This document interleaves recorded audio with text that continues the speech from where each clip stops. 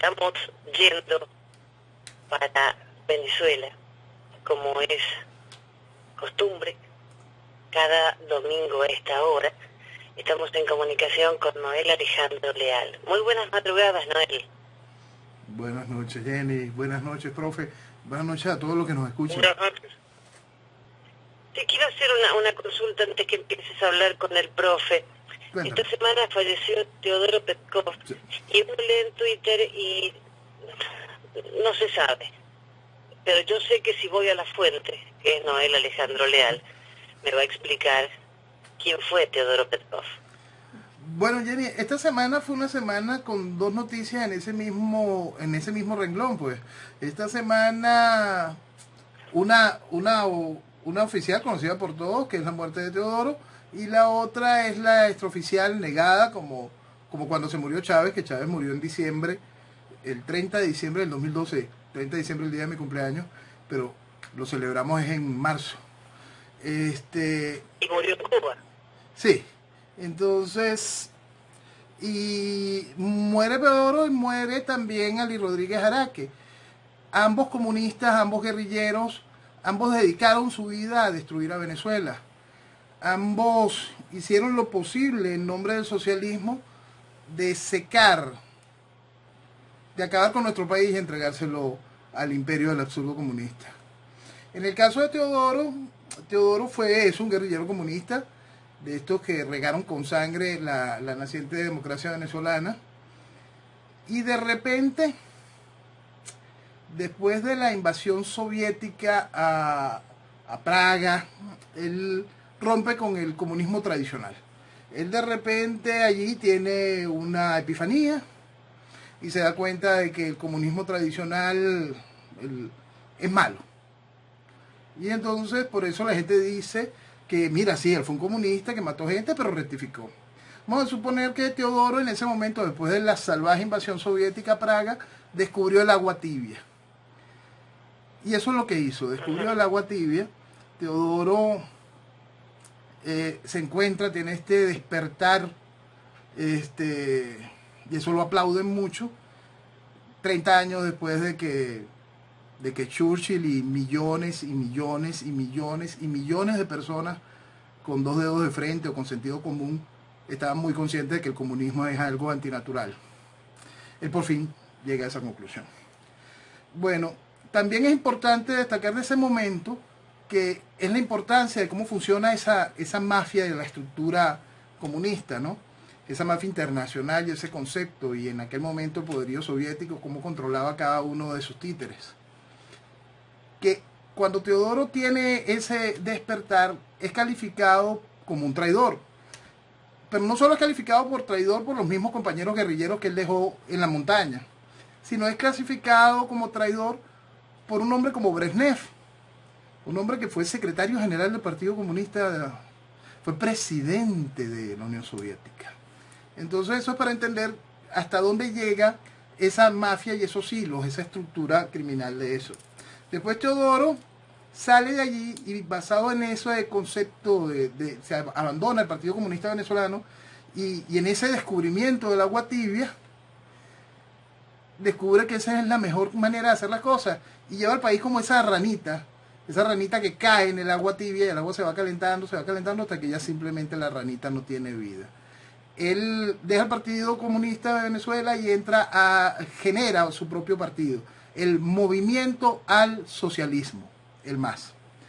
Desde el movimiento al socialismo se dedica a hacer fabianismo, algo que tampoco es nuevo, simplemente es una izquierda vegetariana un poquito de las que comen pollo y de vez en cuando sí están en una parrillada. Y está allí, haciendo su trabajo. Durante ese periodo es un candidato presidencial un par de oportunidades, con resultados bastante mediocres, gracias a Dios. Él se beneficia de la pacificación de Caldera y como guerrillero fue preso en 3 oportunidades, 2 veces se logró fugar, la tercera sale es precisamente por la pacificación de Caldera. Pasan los años donde hace toda esta transformación y después de que fue candidato un par de veces pasa a ser ministro del segundo gobierno de Caldera. quizá uno de los gobiernos más salvajes y destructores del país, sobre todo en el área económica, área donde estaba Teodoro vinculado. Hay que recordar las caídas bancarias bueno, lo que sucedió con respecto a la economía y las finanzas durante los años de Caldera fue algo realmente salvaje. Y por cierto, fue el gobierno de Caldera el que le da el sobreseimiento a juicio a Chávez, que había atentado con la democracia en el 92. Después, en la época actual, ya durante el chavismo, Teodoro se dedicó a negar la existencia del fraude. Teodoro se dedicó desde Miami, desde la casa del exilio venezolano, a decir que el exilio no existía. Teodoro, frases célebres como Chávez no es ningún lacayito de los Castro, debe ser porque estaba cuidando su puesto, su espacio. Negó hasta su muerte que el control del proceso revolucionario, el proceso socialista que mata a Venezuela fuese socialismo y estuviese enmarcado dentro de la estructura cubana. Ese es Teodoro. Increíblemente, para muchos sectores del país lo consideran como un maestro o un oráculo. Y ahí es cuando uno se empieza a entender o dejar de una manera más clara cómo fue que llegamos hasta aquí. Porque Teodoro no es de esas ilustres nulidades que siempre han plagado el espectro político, comunicacional y cultural de Venezuela, no. Teodoro es una persona entrosada, parte del aparato político comunista mundial. E hizo lo imposible para que el país entrara en un adormecimiento profundo, siendo una de las figuras más influyentes dentro del área de la oposición reconocida. Se encargó de hacer lo imposible para que el país no despertara, para que el país viviese adormecido y humillado, aceptase cualquier cantidad de salvajadas y cualquier cantidad de cochinadas. Uno de los ejemplos está en el año 2006. En el 2006 viene para acá una de las socias de esta estructura, que es Bachelet, llega para acá y se reúne con la oposición venezolana. En esa reunión asiste el que iba a ser candidato presidencial, Manuel Rosales, aquel de que voy a cobrar y cobró. Se reúne allí también Timoteo Zambrano, que es un ser tan despreciable que ahí hasta ellos mismos lo rechazan por las muestras ya increíblemente salvajes de colaboracionismo. Teodoro Pekov y Julio Borges, el que funge hasta hace poco como presidente de la Asamblea Nacional. Teodoro Pekov, que es el que coordina esa reunión, cierra con un mensaje especial para Bachelet: Chávez es un demócrata. Estamos hablando del Chávez que había hecho la masacre del año 2002, estamos hablando del Chávez que protagoniza esta absurda constitución, estamos hablando del Chávez del apartheid del Mazanda. Ese es el demócrata que Teodoro Pekov aplaudía. Eso era Teodoro Pekov, uno de los hombres que dedicó su vida a destruir a Venezuela. Me dejaste frío. Chávez, un demócrata. ¿Sí? Y eso es año 2006, estamos viendo, ya el país estaba realmente destruido. Ya para el año 2006 el país había protagonizado la abstención más grande para aquel entonces, para la elección de la Asamblea Nacional en el año 2005. Un país había rechazado el sistema completo, gobierno, oposición, sistema electoral. Lamentablemente ese país, gracias a personajes como Teodoro, abandonó su acción directa y volvió a dejarle su acción en la representación de la estructura política que hasta hoy sigue siendo la más fiel aliada que ha tenido el gobierno y quizá el muro de contención más fuerte que ha tenido el gobierno para poder llegar hasta aquí. Llegar con un país desarticulado, con un país totalmente adormecido, gracias al socialismo, hoy víctima ya formal de la izquierda carnívora del comunismo. Wow, porque yo al no ser venezolana, a veces hay cosas que a uno se le escapan y cuando se empieza a leer termina más confundido que antes. Sí, y sobre todo porque nosotros tenemos un gran problema, tenemos un establishment político comunicacional que comparte este esquema. Si bien la sociedad como tal, es una cosa que yo siempre he insistido, los países no son como sociedad o socialistas o de derecha, no, son los que los liderazgos vayan e impulsen de ellos, porque somos y siempre seremos unas estructuras representativas. Por eso cada vez que te sale alguno de estos poniendo el apellido participativa a la democracia, es una persona que tú tienes que apartar, porque eso es mentira. y es una mentira para manipular, para hacer creer que tu participación es directa. La participación directa no existe en la democracia. La democracia es a través de esquemas representativos, a través de diputados, a través de alcaldes, a través de toda la estructura que hace posible que llegue hasta el poder la presidencia, y la presidencia es un representante más de esa decisión política. Bueno, nosotros tenemos un establishment comunicacional, académico lamentablemente, y político, que comulga con esas ideas y ve bien y vive en ese asqueroso romance revolucionario que nos trajo aquí, pues, y es igual de incompleto ese joven que carga esa franela del Che Guevara, que esa estructura política que hoy lamentablemente aún sigue siendo dueña de las plumas que influencian nuestra sociedad, que sostiene que ese comunista fue una persona recta, correcta, un hombre justo o algo positivo para nuestro país. Otra pregunta que quiero hacerte. Estaba leyendo que este señor Julio Borges dice: el 10 de enero se acaba tu legitimidad y todas las democracias del mundo te desconocerán. ¿Recién el 10 de enero? ¿Antes no se dio cuenta? No solo no se dio cuenta, estamos hablando de que era uno de los compañeros de aquella reunión donde certificaron a Chávez como demócrata, ¿no? Exacto, por eso me acordé y te pregunté. Él no es el único que maneja esa tesis. La primera persona a la que dijo semejante estupidez fue la criminal Luis Ortega Díaz. Oh. Entonces son varios. Por supuesto que cuando suena en la voz de Julio Borges tiene mayor resonancia, porque por lo menos, ahora ya Julio Borges es un ser realmente despreciado por la gran mayoría del país. Pero lo que está haciendo es también parte de ese espectáculo para ir adormeciendo la sociedad, pues. Para él, que era siendo presidente de la Asamblea Nacional, hizo uno de los shows más grandes de declarar el vacío de poder y decir que Maduro ya no era presidente, él, como presidente de la Asamblea Nacional. Él ahora dice que Maduro tiene legitimidad hasta el 10 de enero. Hay un punto que es bien importante, pues esto también lo vincula a él y directamente a su partido. Por supuesto que Maduro hizo una elección ilegal, como la anterior, donde Maduro, en la anterior, la que tendría el vencimiento del 10 de enero, tuvo como contrincante a Enrique Capriles por el partido de Julio Borges, por Primero Justicia.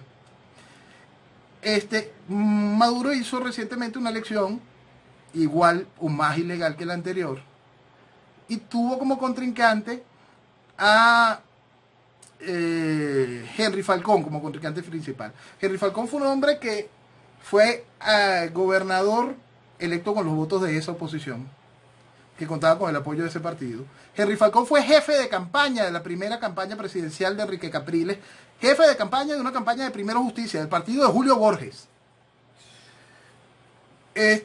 Fue hoy el que se encargó recientemente de darle algún viso de legitimidad a la elección de Nicolás Maduro.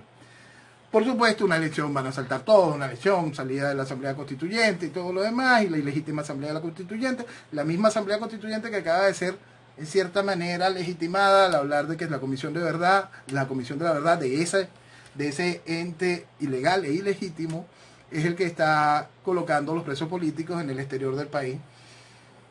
Entonces, en contratos y acuerdos con esos países a los cuales los está recibiendo. La trampajaula salvaje en la que estamos como nación se debe a personajes como Julio Borges y al resto de la estructura de oposición que ha hecho posible que lleguemos aquí. Entonces, ese nuevo chiste de enero, como para que la gente pueda pasar diciembre con algún tipo de esperanza con respecto a la salida de eso dentro de un marco democrático, dentro de un proceso constitucional, está muy lejos de la realidad. Porque la realidad es que la salida y el fin de esto siempre ha sido una. El hecho fáctico de que los venezolanos dediquemos a tomarnos en serio esto y hagamos valer nuestro derecho natural a la libertad. Contar con la ayuda para lograrlo y reconstruir a Venezuela. No hay otra. No hay otra. El resto simplemente es de nuevo mantener a la gente en una vorágine vacía, llena de vacíos, llena de estupideces, llena de ridiculeces como esa. Tristemente, tristemente, el país, aun cuando saltan hoy diciendo quién va a validar las palabras de ese traidor y todo lo demás, hay que recordar que ese traidor lo llevaron a la presidencia de ese chiste que es la Asamblea Nacional, y lo llevaron con una de las mayores votaciones que ha tenido el país, si queremos creer en los números del CNN, ¿no? Que eso es otra cosa. Sí, sí, aparte. Pero, no sé, creo que hay gente que está despertando, creo que hay mucha gente, uno va leyendo cosas y se da cuenta que hay otra forma de escribir y de comentar lo que está pasando en Venezuela por los mismos que están adentro. Pero es un porcentaje muy chico como para poder hacer un cambio. Es que esos cambios es algo que también hemos conversado muchas veces, Jenny. Los cambios de las naciones se basan en vanguardias, en grupos que vayan decididos a realizar esos cambios. El resto de la sociedad se va sumando hacia que esos cambios tengan algún tipo de efectividad y logren el concepto positivo de encuentro. Por eso es que el mensaje de estas vanguardias tiene que estar en uno solo, que se llama Venezuela. Pero para entender que ese Venezuela es posible, tiene que venir primero una ruptura con lo que nos trajo aquí, nos mantiene aquí. Y es muy fácil identificarlo, porque se llama socialismo, y es grandote, y es evidente, y tiene muchos años entre nosotros, y tiene muchos años destruyendo nuestra sociedad, y es un principio totalmente absurdo, el cual nos ha hecho que este país, que Venezuela, esté comiendo de la basura, que Venezuela esté perdida. Y no es porque a Chávez le dio la gana o porque Lucinchi fue Lucinchi, es porque todos hicieron todo este trabajo en pro del socialismo. No es porque vinieron estos delincuentes ahora, estos delincuentes usaron esa pistola, el socialismo. Y el socialismo ha ido carcomiendo Venezuela. Venezuela tiene años en este movimiento al socialismo. Y aquí estamos.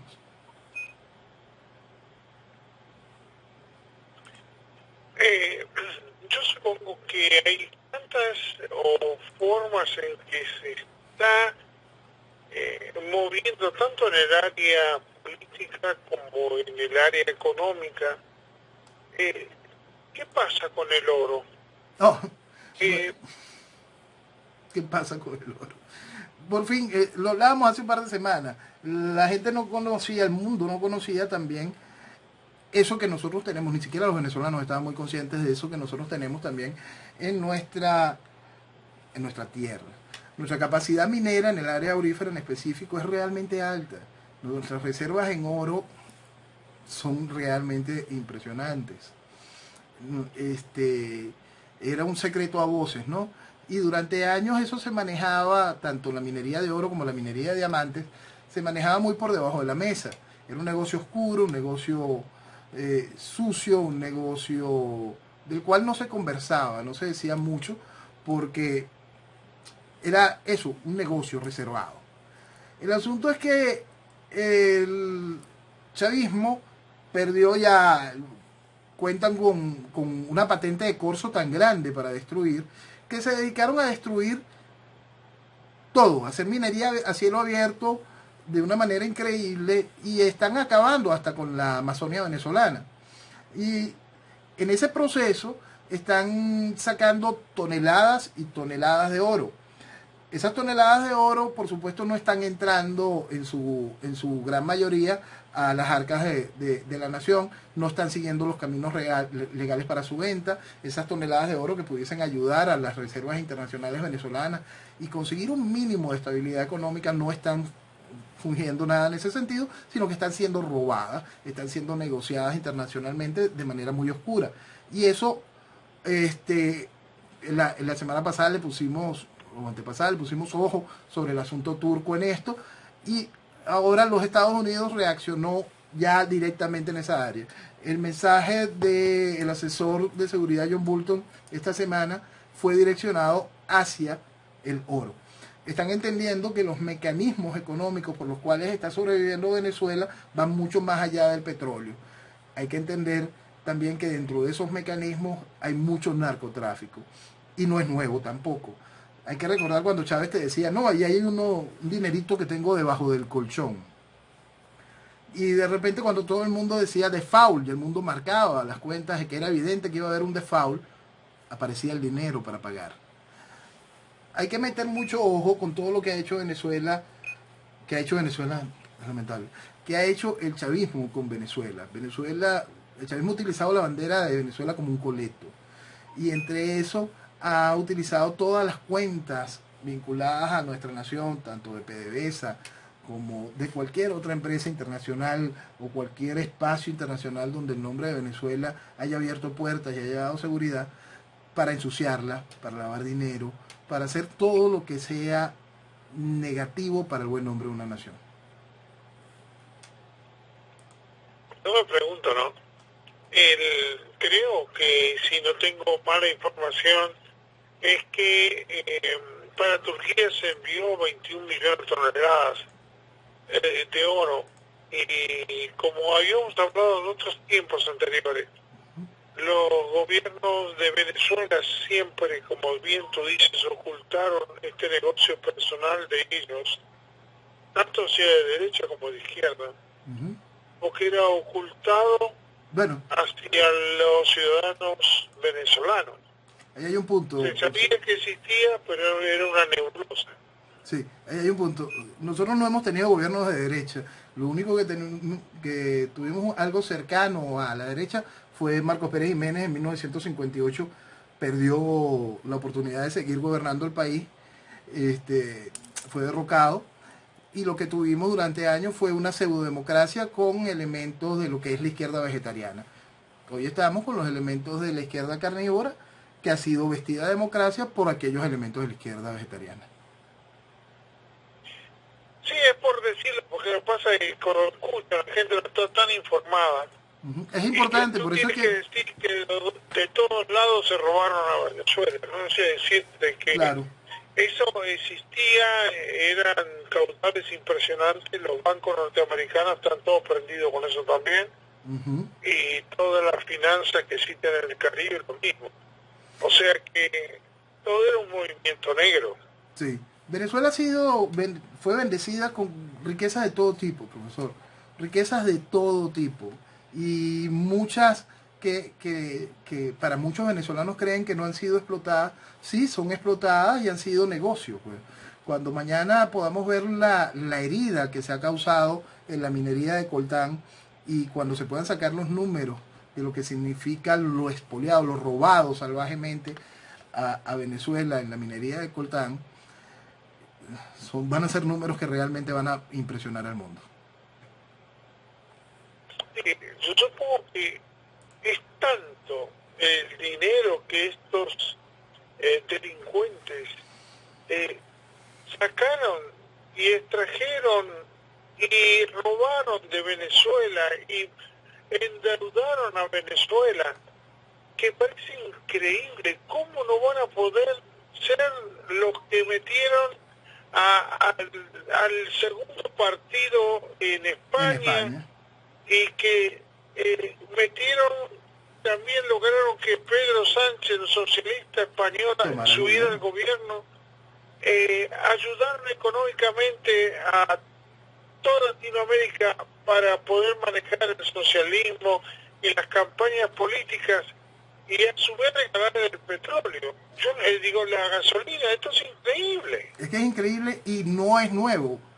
Escribía yo en el año 2002 una nota, y en la nota hablaba sobre que si como venezolanos íbamos a seguir permitiendo que nuestro dinero fuese usado en campañas electorales como la que en aquel entonces era la de Daniel Ortega en Nicaragua o la de Lula da Silva en Brasil.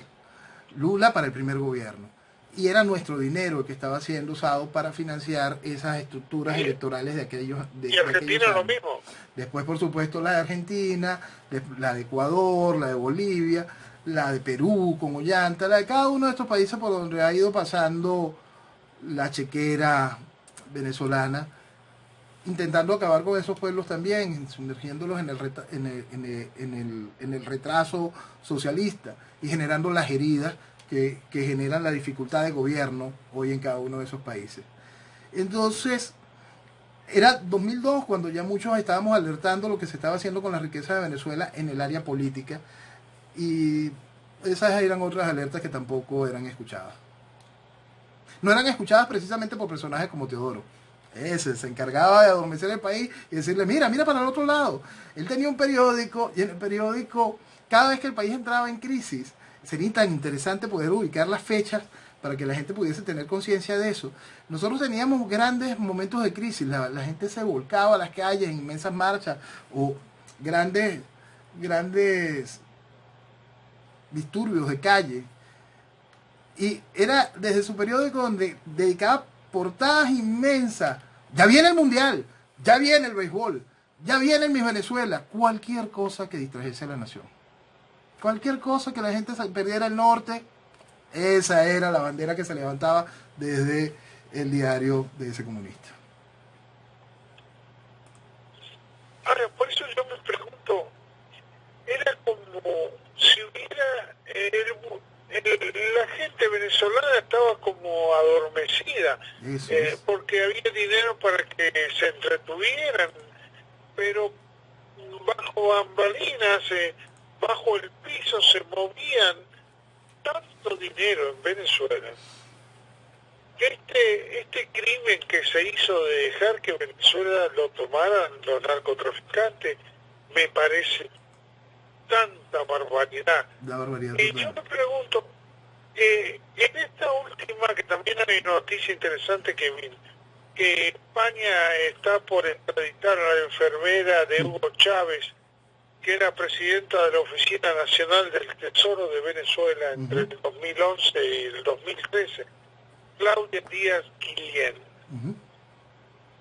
¿Qué se teje por ahí? ¿Se teje lo que dice la noticia? Lo que pasa es que también es como una serie de intereses que van de parte y parte, profesor. En el mundo hay una necesidad de perseguir el dinero, saber hacia dónde fue ese dinero. ¿Ese dinero te lo robaste todo tú o fue utilizado para direccionar y financiar qué? Porque todos al final saben que ese dinero fue utilizado, ramas de ese dinero, no es solo robo, sino se ha utilizado para financiar tanto procesos políticos como aparentemente eventos vinculados al terrorismo. Entonces es la persecución del dinero. El gobierno, el régimen, el chavismo, tiene muy claro que estos personajes que están por allí dando vueltas, que están escapando de la realidad venezolana, de las traiciones, de las desapariciones, de todas las cosas típicas de un proceso como no pueden caer en manos de la justicia internacional formal. No pueden caer en manos sobre todo de los Estados Unidos, porque ahí sí vamos a perseguir el dinero en serio y vamos a saber cuándo salió, qué manos tocó y a dónde llegó. Y ese a dónde llegó puede realmente ensuciar más la trama de lo que estamos viviendo y pasar a esos elementos que son realmente preocupantes de la identificación formal de Venezuela como un ente financiero del terrorismo internacional. Entonces, parte de la trama de personajes como esa mujer, Ramírez, el que era presidente de PDVSA, y tantos, el Tuerto Andrade, tantos personajes de gobierno y personajes cercanos al liderazgo de la oposición están vinculados dentro de esta trama de lavado y movimientos de dinero que tuvieron destinos finales bastante oscuros. Entonces, para el gobierno le conviene tener rápido esa tradición, pero el extraditado en cuestión necesita ciertas garantías para poder venir acá antes de pasar a entrar en una máquina de una eventual desaparición o una prisión real que los silencie por mucho tiempo. Si seguimos con esta forma de poder entretenernos y no mirar lo que sería lo más fundamental, de qué manera se ataca al régimen como para poder sacarlo del poder. ¿Qué novedades hay en relación a las Fuerzas Armadas? ¿Hay alguna información? No es novedad ni ninguna información nueva. No hay cambio en lo que sucede dentro de nuestra Fuerza Armada, salvo quizá que nuestra Fuerza Armada también se somete a la realidad. Yo siempre insisto que al final es lo mismo, por eso es que siempre hablo que el recuperar dependerá de venezolanos con o sin uniforme. Hoy un venezolano con uniforme fue víctima de Lampa de manera directa. Hoy fue asesinado un general que salía de una farmacia a pleno día. Y él iba con su pareja, estaba llegando a su vehículo con las cosas que habrá conseguido en la farmacia, y fueron a robarlo y falleció. Ahora, eso pudo haber sido AMPA común o pudo haber sido parte del proceso de esa nota marginal de cuando te desaparezco a través de los mecanismos de ese tipo. No sabemos. En realidad es algo que no sabremos, porque es natural en este proceso, porque el chavismo desde el principio persigue, secuestra, tortura y mata. Con eso no hay novedad. Entonces hay un momento en donde los tuyos te pueden resultar incómodos, o quizá el tipo no era tuyo. Todo puede estar pasando alrededor de eso. Que haya sido asesinado de esta manera, por supuesto, empieza a generar un resquemor dentro del resto de las personas en uniforme, donde dicen, vale, ni nos respetan. ¿Sí? No les respetan. Ustedes hicieron lo posible por irrespetar al país. Ya no hay respeto para nadie. Hay que volver a imponer el respeto. Nace de nuevo por pensar en Venezuela. Solo en Venezuela. Ahora, ¿qué otra novedad hay en relación a que parecería, por las noticias que están tirando directamente de Venezuela, en que Maduro queriendo dialogar con Trump? Sí, ese no es nuevo. Chávez lo buscó con Obama, lo buscó con Bush, con Obama, hasta el cuento del librito este vergonzoso de las venas abiertas por América en Trinidad, que se lo da en Trinidad y lo perseguía por toda la reunión, un encuentro de las Américas. Bueno, toda esa clase de estupideces y ridiculeces son habituales. Pues Maduro fue a la ONU desesperado porque Trump había dicho casi que como chiste, si él quiere venir no hablamos. Trump lo dijo como chiste y él se creyó el chiste, bueno, y fue a hacer el ridículo. No es nuevo, por supuesto que están desesperados por una reunión y buscar en esa reunión más aire, más espacio, más tiempo. Y tal como dijimos hace semanas, es bueno recalcar eso. No hay ningún tipo de espacio para diálogo o negociación con la estructura criminal que es gobierno hoy. Ninguno. Y quien lo proponga, llámese Bergoglio, llámese Trump, llámese como se llame, lo que está haciendo es dejar las puertas del infierno en Venezuela. Y cuando hablo de las puertas del infierno, no la hablo solo para los venezolanos. Ahora, de lo que tú estás analizando, a mí me suena un poco extraño que sabemos que de alguna manera lo están ayudando China, lo está ayudando Rusia, la guerrilla. ¿Y por qué hablo de la guerrilla colombiana?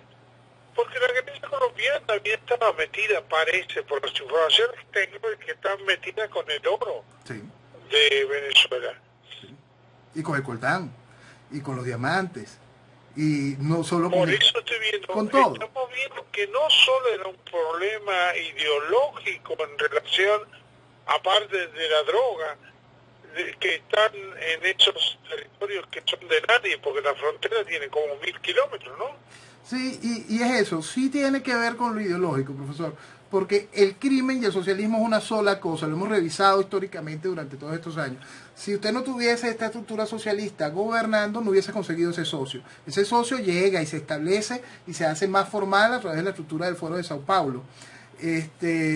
Entonces sí tiene que ver con eso. Ese socio llega gracias a ese proceso. Nosotros todos somos criminales amigos, ¿verdad? Sí, oye, qué bien, vamos a entretenernos entre nosotros, porque entre nosotros se va a poder hacer bien el negocio. Parte de la prueba de que ese negocio es entre este tipo de criminales está en todo lo que se va destapando poco a poco en Argentina y todo tiene esos dos referentes, el gobierno de Chávez y el gobierno de Kirchner. Lavado, maletas, coimas, todo dentro de una estructura de acuerdos de inversión, de fideicomisos, de grandes beneficios para los pueblos. Entonces en eso encontramos millones y millones de dólares lavados, millones y millones de dólares robados, millones de dólares direccionados para estructuras políticas para hacer lo que es Venezuela hoy.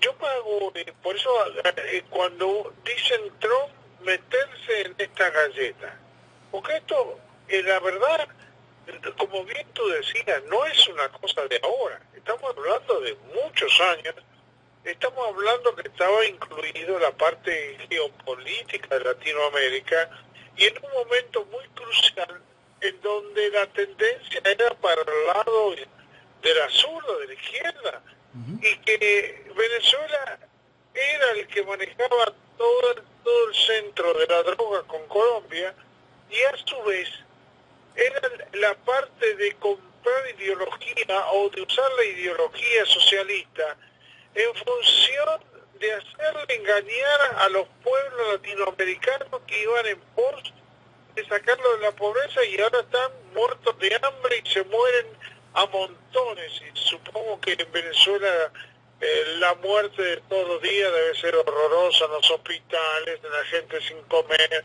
en los hijos que se mueren antes de tiempo, en la desnutrición. Bueno, debe ser espantoso.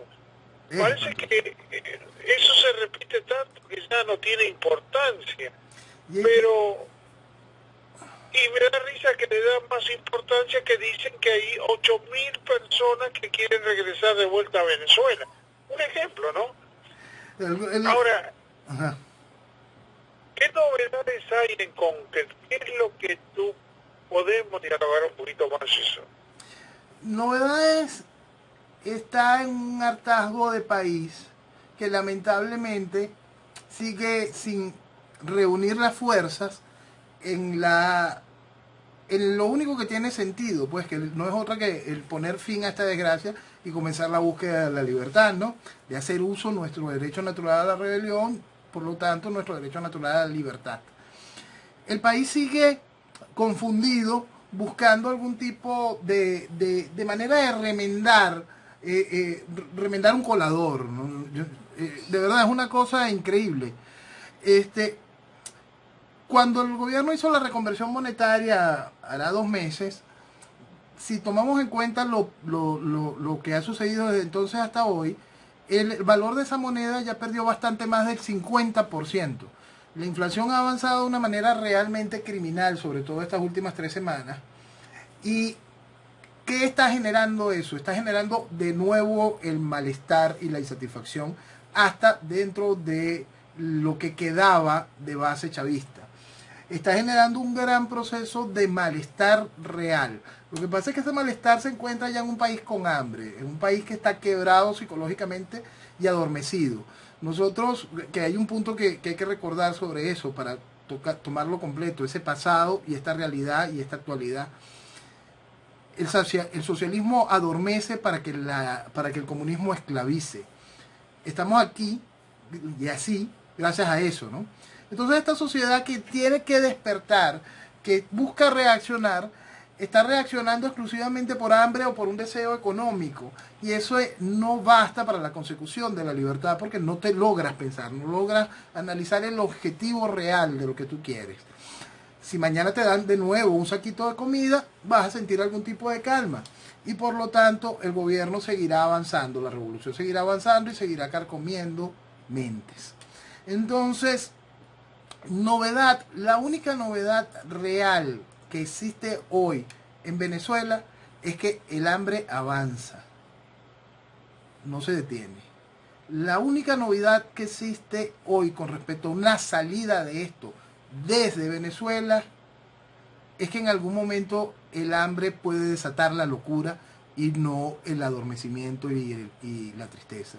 Y en ese momento, si se canaliza bien esa locura, si se canaliza bien esa fuerza y se convierte en deseo de libertad, no va a ser lo que quiere el gobierno, porque el gobierno quiere que si hay locura, la locura sea saqueo, destrucción, sea ir a tomar las casas de la gente, sea acabar con lo que queda de comercios. No.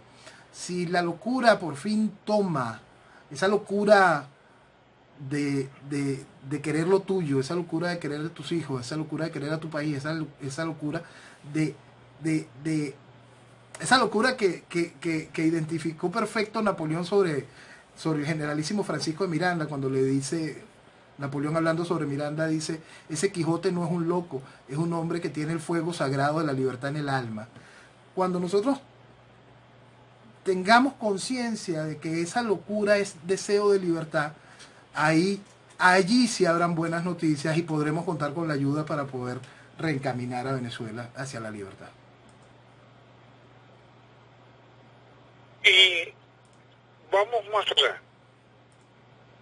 ¿Cuál es o qué es lo que tú podemos decir a los compatriotas, la gente que está siguiendo, aquellos que están unidos en esta gran, digamos, andamiaje que hicieron tú y Jenny de Bernardo, uniendo gente? ¿Qué se le puede, cómo le podemos decir que las cosas están funcionando en pos de lo que va a pasar en poco tiempo? Las cosas... ¿Qué es lo que está organizado por abajo? ¿O se le quiere dar sorpresa a Maduro para atacarlo? ¿O resulta que Maduro se está riendo de todo lo que quieren organizar cosas en contra de él? La segunda parte de lo que usted dice es parte de una gran realidad.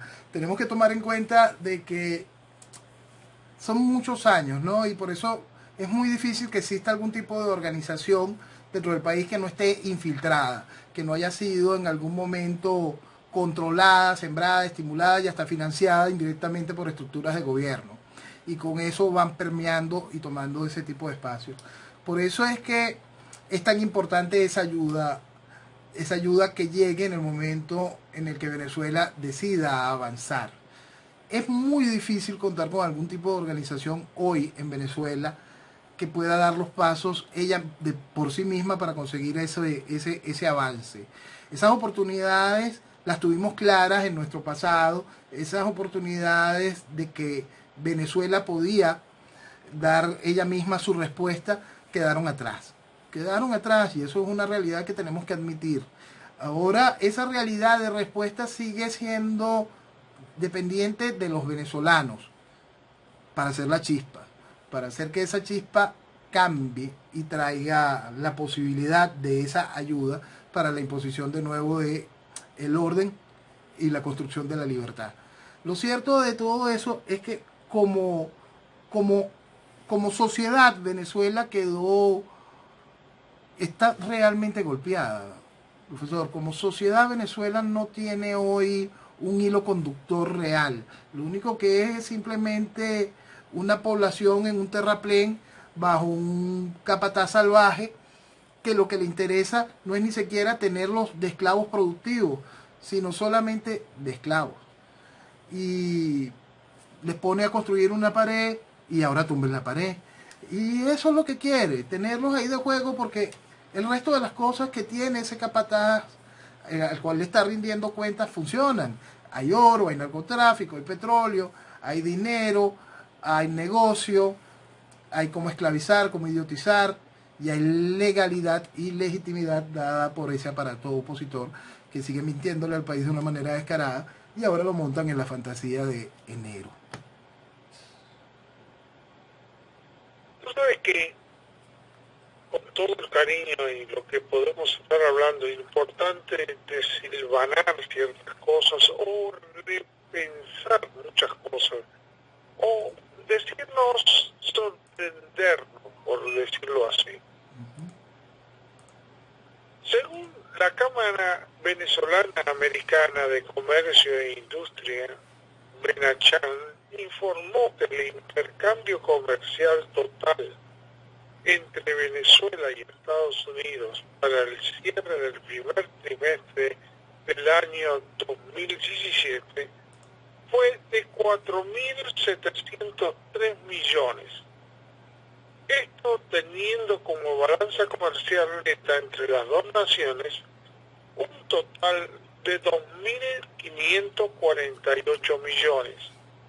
Si se compara con el trimestre del año 2016, cuando el comercio total entre las dos naciones fue de 3.249 millones, representa un crecimiento del 44% por 75, o sea, un incremento de 1.454 millones. ¿Qué pasó? Nos compraron más petróleo. No podemos decir de que están enojados desde el punto de vista de exportaciones y esto viene del censo que viene de los Estados Unidos o de la banca de negocios, ¿no? Exacto. Yo me pregunto, ¿dónde están las hipocresías, no? Es decir, vamos a hacer todo lo que podemos mientras que vamos a respetarnos los negocios que tenemos. Y me da la impresión de que hay mucho que analizar. Sí. Mucho. Y por eso digo yo, ¿hasta qué punto se está manejando la cosa? ¿Hasta qué punto sí, hablamos, pero no nos metamos con lo que está pasando? O sea, no nos metamos con los negocios, dejémoslo, peleémonos, gritémonos, pero dejemos que todo lo que sea el negocio del petróleo, de los bancos, el lavado de dinero, todo queda como sin tocar. Me da la impresión por lo que estoy viendo. Somos un país que nada en petróleo. El petróleo es la sangre de la economía global. Los intereses sobre Venezuela y su petróleo son altísimos. Y decir que se va a sacrificar el negocio y generar esa herida, ese desangrar en el sistema económico global, es absurdo. Es realmente absurdo. Por eso es que es tan importante entender que esas cosas suceden. Muchos países, mucho mundo sostiene procesos como el que vive Venezuela porque logran mostrar un grado de eficiencia. ¿En qué mide esa eficiencia? Cada país tiene que tener un aporte dentro del concierto de las naciones. Y el aporte de Venezuela es colocar 1 millón y pico de barriles, 2 millones y pico de barriles diarios en la mesa. ¿A quién se los venda? Eso es otra cosa, pero colocarlos. El gobierno de Maduro pasa a ser ineficiente cuando deja de colocarlos. El asunto es que ellos tienen el sumo cuidado de colocar ese suficiente y por lo tanto el negocio se va a respetar. La alternativa está en demostrar que puede existir un país que es realmente rendidor en un sentido mucho más grande y hacer mucho más atractivo el negocio. Por eso tenemos mucho tiempo hablando de nosotros como Venezuela como el negocio. No Venezuela por partes, ni Venezuela en ruinas, ni Venezuela solo como una mina, sino Venezuela como un inmenso y gran negocio positivo. Un negocio positivo que deje grandes ingresos a Venezuela y a sus nuevos socios. Un negocio que parte del concepto del desarrollo de la libertad económica. Porque sí, es cómodo tener un negocio seguro, oscuro, donde la gente muera, donde simplemente esos números entran dentro de una contabilidad manejable. Es una realidad por la cual han pasado países y pasarán países por muchos años. El asunto es que hay que ver a Venezuela de una manera distinta. Y esa es la oportunidad que los venezolanos tenemos que demostrar. Y es en donde, por más ridículo que parezca, por más frío que parezca, por más... es que no hay palabras como explicarlo bien. El asunto es que nosotros tenemos que hacerle comprender al mundo que todavía sostiene esta desgracia, al mundo económico que todavía sostiene esta desgracia, que hay una inmensa oportunidad de negocio más allá de esta desgracia.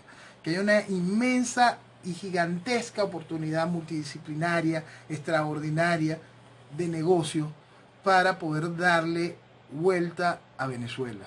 La Venezuela del mañana crece bajo conceptos de libertad económica. La Venezuela del mañana crece bajo conceptos de responsabilidad jurídica.